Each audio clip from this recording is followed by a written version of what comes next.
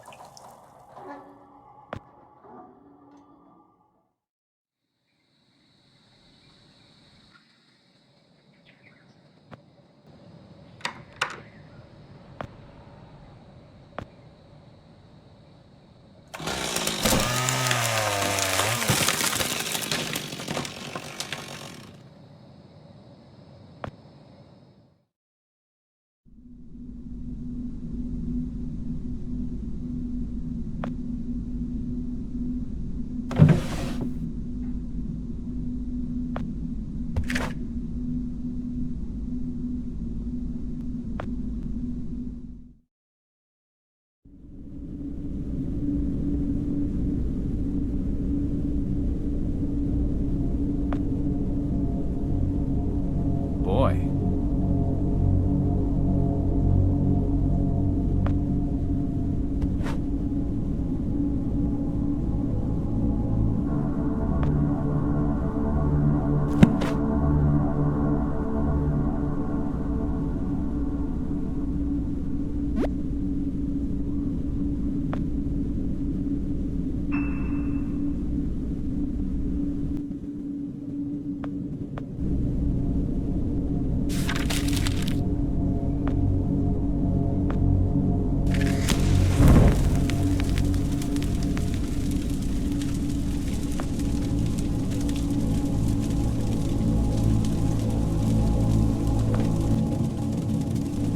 Nice.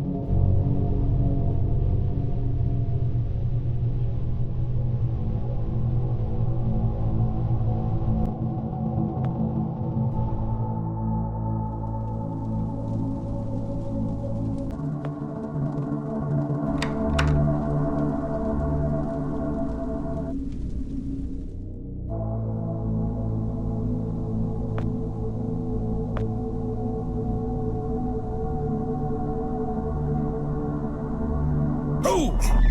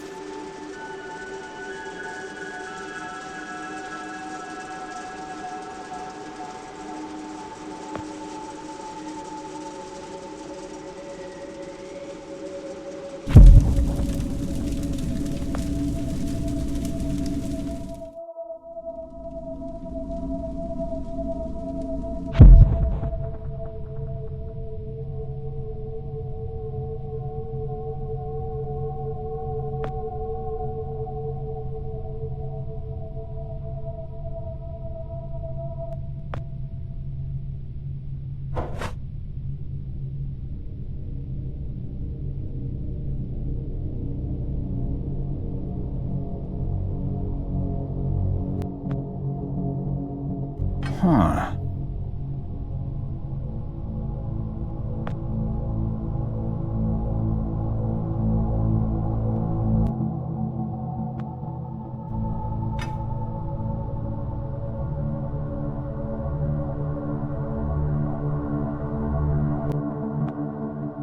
Hmm.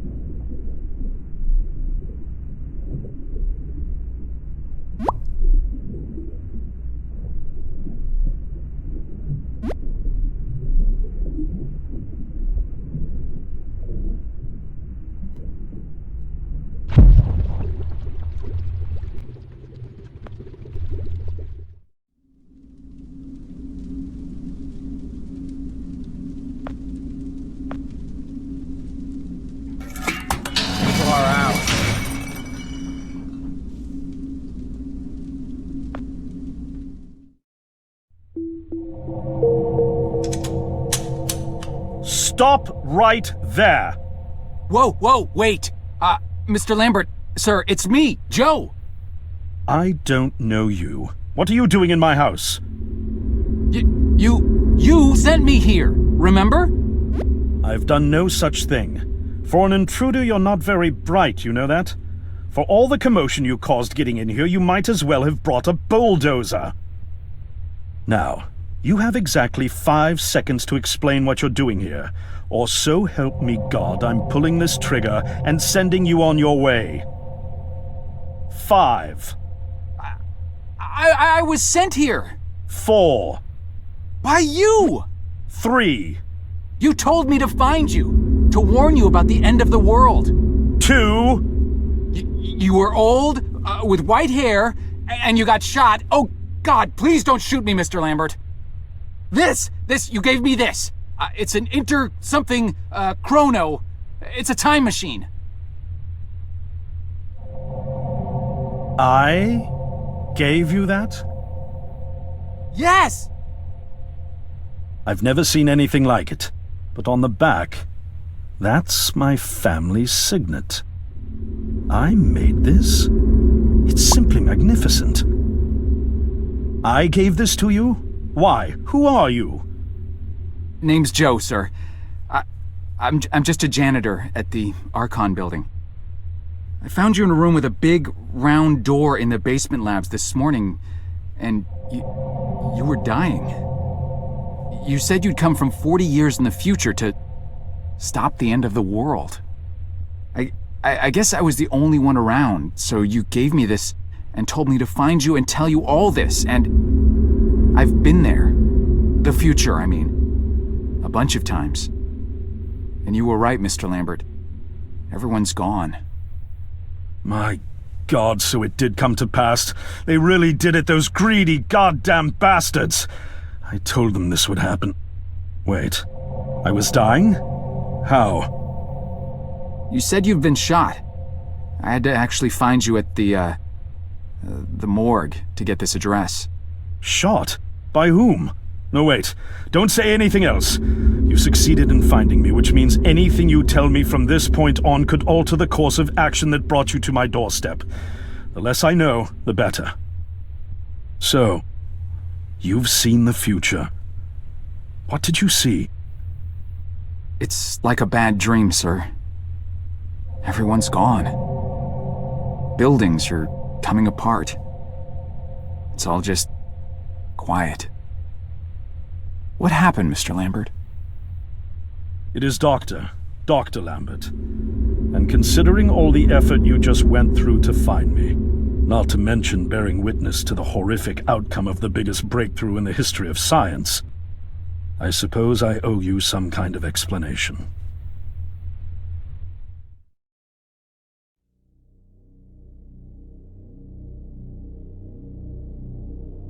I was 24 when I got hired by Archon, or Athena as it was called back then. Athena was one of the many weapons R&D companies formed during the Second World War. Unlike other R&D companies that had retooled themselves to pursue peacetime activities after the war, Athena had made enough money to continue chasing the next big thing in defense technologies. They were betting the farm on post-war Soviet expansion, raising the level of government paranoia to create a lucrative market for esoteric weapons research. I'd say they made the right bet. Still a theoretical physicist at MIT, my thesis on the possibility of time travel via dimensional membranes got published shortly after I was hired in 1961. Company heads were so impressed, they gave me a team and a budget.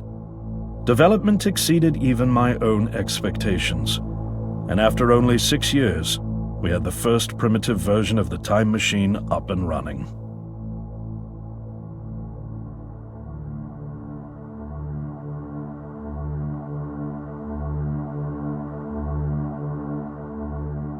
Our first successful trials involved sending simple objects into the future with a timed return. But with Archon running out of money, that was all the company bigwigs needed to secure a big fat contract with the Department of Defense. Apparently, we had sold them on the idea that the technology could be used to go back in time and strangle communism in its cradle. The reality, of course, was that it couldn't. Due to the laws of causality, you can't travel back in time beyond the point where time travel was invented. And sooner or later, we had to explain that to our benefactors. When they started pushing for progress reports, Archon management had to come clean, but instead chose to ease government concerns by claiming the technology could be used to bring back advanced weapons from the future. But this too was a lie.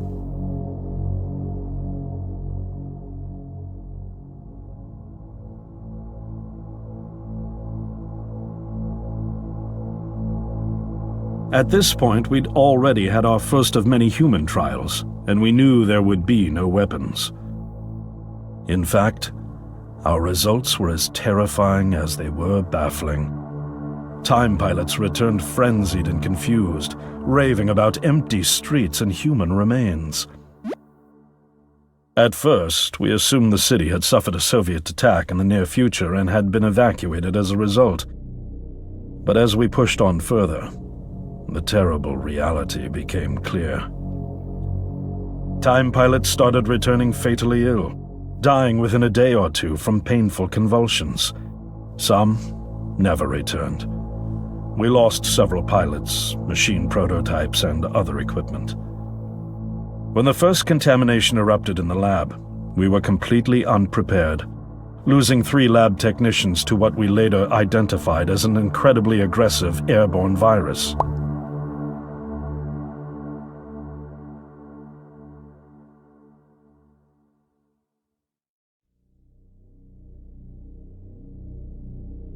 Although we weren't equipped to handle biohazards of this magnitude, management insisted we contain and study it.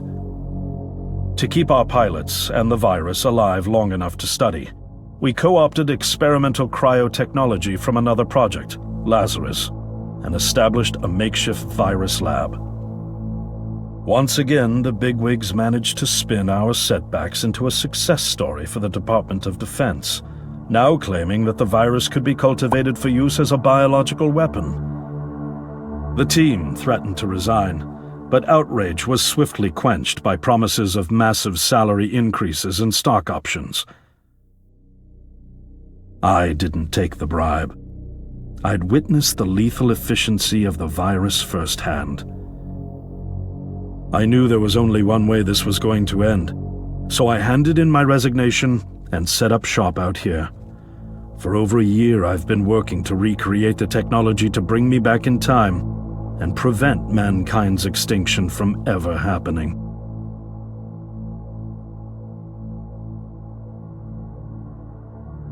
And now you're here, the harbinger of doom at my doorstep, wearing a boiler suit.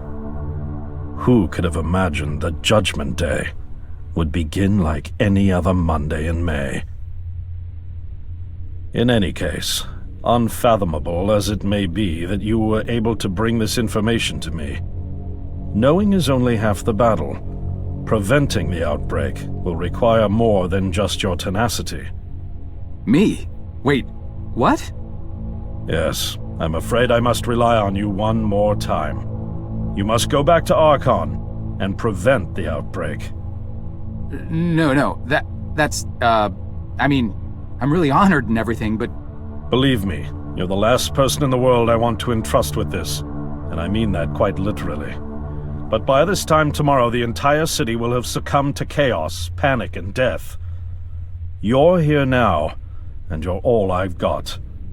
Wait, but what about you? Can't you fix this, Doc? Don't you have a plan? I can't go myself, because that would break the law of causality. The only reason you are here to warn me now is because I was there to send you. And the only reason I was there to send you is because I was able to bring my work to fruition here. But... We've no time to waste. It's the only way. You told me you found me this morning, correct? Yes, but... That means I failed to stop it, and the outbreak has already begun. The time pilot for today's trials must have brought the virus back from the future, which then somehow got out of the containment chamber and spread. That pilot is Patient Zero. I need you to destroy the supercomputer system controlling the time machine. All the research data is stored there too. You must destroy it before the time machine departs. I'm reconfiguring your device to send you back 1 day earlier. This should allow you ample time to return to Archon and get inside. On the other shore from here, about 500 yards down the road, is a rest stop. You'll find a van there, fueled and ready to go. Oh, I already have a ride. Which won't be there yesterday, you ninny. Now stop interrupting me. One last thing, and I need you to listen carefully because this is very, very important. Make sure you do not meet the earlier version of you. Why? What will happen? No one knows for sure. It's one of the conundrums not yet accounted for. There are theories, of course. None of them pleasant. Now, let's get you ready.